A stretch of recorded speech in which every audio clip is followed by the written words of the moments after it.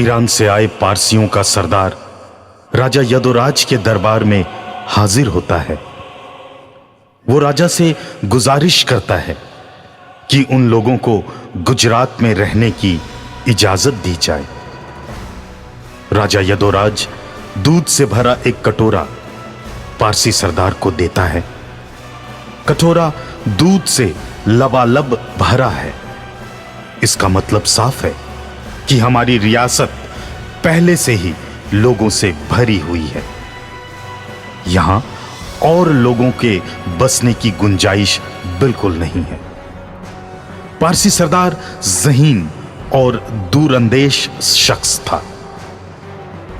उसने थोड़ा सा शक्कर लिया और दूध में मिला दिया।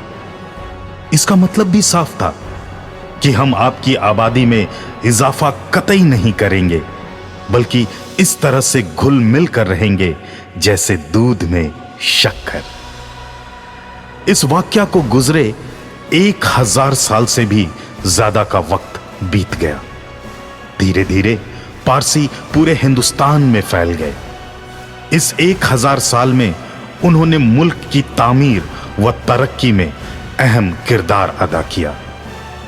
1000 साल से ज्यादा का वक्त भी कहीं से कोई ऐसा एक वाक्या भी मंजरे आम नहीं आया जिससे ऐसा लगे कि राजा यदुराज से किया गया वादा इन्होंने तोड़ा है।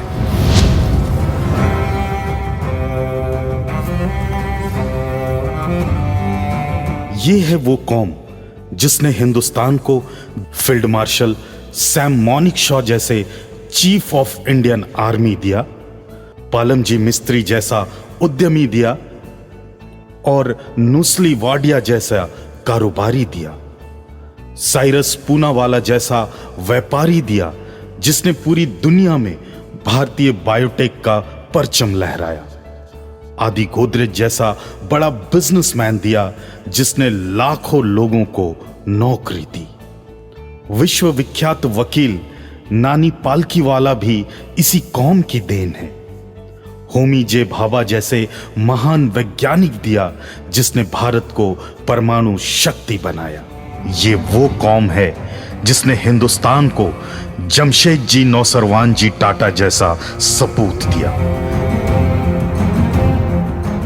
सर दोराबजी टाटा, जिन्होंने जमशेदपुर शहर को बसाया, जिनकी अगुवाई में पहली बार टाटा स्टील की भट्टियों में पत्थर पिघलकर लोहा बना, जिन्होंने नौशरवानजी टाटा के सपने को हकीकत में बदल दिया, वो थे सर दोराबजी टाटा।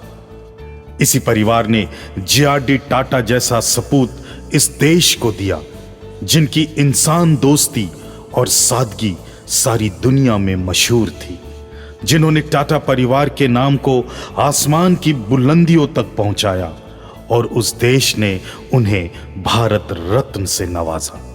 और रतन टाटा, जिन्हें वाकई में भारत रत्न से नवाजना चाहिए, जिन्होंने दुनिया की बड़ी बड़ी मशहूर कंपनियों को खरीदकर सिर्फ टाटा का ही नाम बुलंद नहीं किया, बल्कि सारी दुनिया में भारत के नाम को वकार बख्शा है।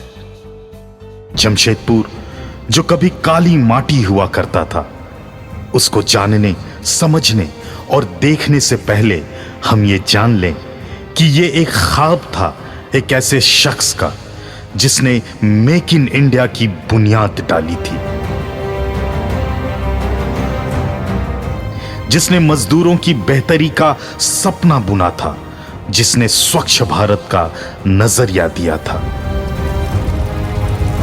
जिसने शिक्षा की अहमियत को समझा था, जिसका सपना था अलग अलग धर्म, जाति, भाषा, सभ्यता और परंपराओं के लोगों को एक साथ अमन, मोहब्बत और भाईचारा के साथ जीने का हुनर देना। उनके बच्चे एक छत के नीचे एक ही शिक्षक से शिक्षा प्राप्त कर एक ही मैदान में खेलकर बड़े हों और सच्चे हिंदुस्तानी बने।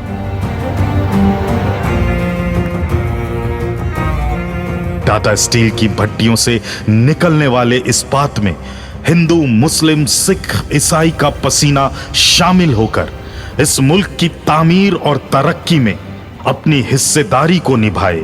इसको बनाने, संवारने, सींचने और सजाने में उस खानदान ने आज भी कोई कमी नहीं छोड़ी है।